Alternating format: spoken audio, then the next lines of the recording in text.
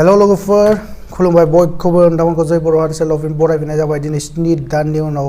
मोनसे गोदान भिडिअ नोंथांमोननि सेराव लानानै फैदों स' दिनैनि भिडिअआव गोबां नोंथांमोना सोमोनांथाव गोमोथाव खोथाफोर मिन्थिनानै मोनलायगोन स' भिडिअखौ जोबजासिम नायजोब आरो जायफोरा गोदान चेनेलखौ साबस्क्राइब खालामनानै ला आंनि चेनेलाव नोंथांमोना बिदिनो गोबां सोमोनांथाव गोमोथाव मोनथिफेरै खोथाफोरखौ मिन्थिनानै मोनगोन आरो आसा खालामो नोंथांमोना बयबो मोजाङैनो दं बेखिनिखौ बुंनानै दिनैनि भिडिअखौ जागायनोसै।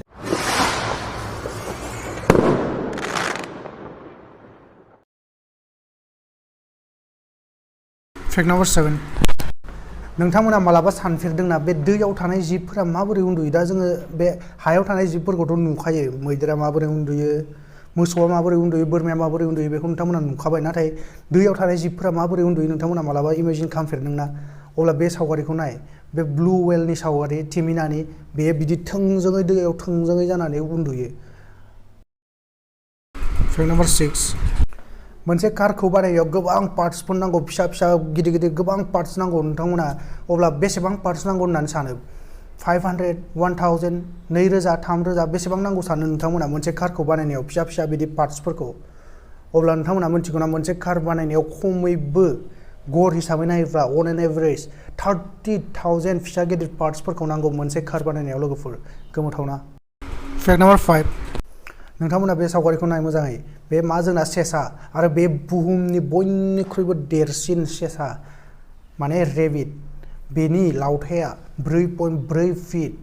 आरो बेयो 22 केजि गिलिर आरो बेनि मोनसे मिन्थिनो गोनां इन्टारेस्टिं गोमोथाव खोथाया जाहैबाय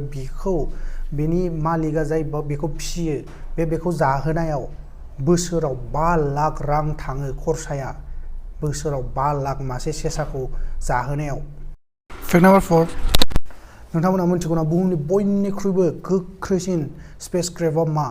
बेनि मुङा जाहैबाय पार्कार सलार प्रब बेयो नासाजों बानायजानाय आरो बेयो 1 आवाराव 6,90,000 किल'मिटार हान्थिनो हायो लोगोफोर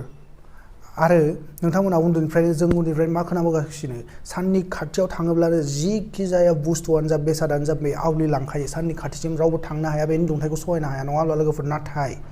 बे साननि सारफेसाव सहैनो हाबाय बे स्पेसक्राफ्टआ आरो इयुनाव बे स्पेसक्राफ्टआ इनार लेयारावबो साननि माने सिंनि बाहागोआवबो हाबहैनो हागोन होननानै आसा खालामनाय जादों थारैनो गोमोथाव लोगो। फेक्ट नम्बर 3 लोगोफोर जों सुबुंफोराथ' जिब जुनारफोरनि गोबां खहा खालामबोखायो बिसोरखौ बुथारो सिथारो नङा होमब्ला लोगोफोर नाथाय बिदि मा जिब दं जाय मानसिखौ बांसिनै सिथारो बे जाहैबाय लोगोफोर थाम्फै मस्किउटो बेयो बोसोरफ्रोमबो 1 मिलियननि बारा माने 10 लाखनिख्रुइबो बांसिन सुबुङा बे थाम्फैनिफ्राय सोमजिनाय बेरामनि थाखाय थैनो गोनां जायो बुहुमाव 10 लाखनिख्रुइबो बांसिन सुबुङा। फेक्ट नम्बर 2 नोंथांमोना मिथिगौना जोंनि बुहुमाव साइन्टिस्टफोरा ओरैबायदि मोनसे जेट इन्जिन माने बे फाइटारनि इन्जिन डेभेलप खालामगासिनो दं जायनि स्पिडा घन्टा फायाव 19,000 जागोन माने 19,000 पार आवार बे दावबायनो हागोन स्पिडाव माने 1 सेकेन्डआव 5 किल'मिटार आरो बेनि गोख्रैथिजों 2 घन्टायाव फुरा गासै बुहुमखौनो गिदिंजोबनो हागोन अनलि 2 घन्टा लोगोफोर माने 2 घन्टानि गेजेरावनो बुहुमनि जिखि जाया खनायावबाबो बे जेट फाइटारजों थांनो हागोन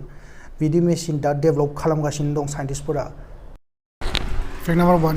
नोंथांमोना MRF टायार होनोब्ला बयबो मिथिखायो जानांगौ जोंनि इन्डियानि टप ब्रेन्ड टायार मेनुफेक्सार खालामनायाव नङा होमब्ला लोगोफोर नाथाय नोंथांमोना बे MRFनि फुल फर्मआ बेखौ मालाबा सानफेरदोंना बेनि मुङा जाहैबाय माद्रास राबार फेक्ट्रि MRF माद्रास राबार फेक्ट्रि आरो नोंथांमोना बेनि मालिकनि जाय बेखौ प्रडिउस खालामदोंमोन बेनि लाइफनि बारै खोनायोब्ला नोंथांमोना सोमोनांगोन बेयो सानसे बेलुन फाननानै गावनि जिउखौ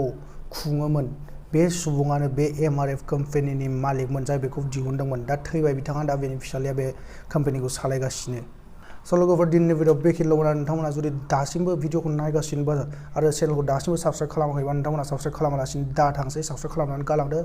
आरो भिडिअखौ लाइक खालामदो शेयार खालामदो हायोब्ला बेखिनिखौ बुंनानै दिनै भिडिअखौ फोजोबबाय गाबोन फिन नोंथांमोननि सेराव गोदान भिडिअ लानानै फैगोन टिल देन टाटा बाय बाय लोगोफोर जय बर' हारिनि।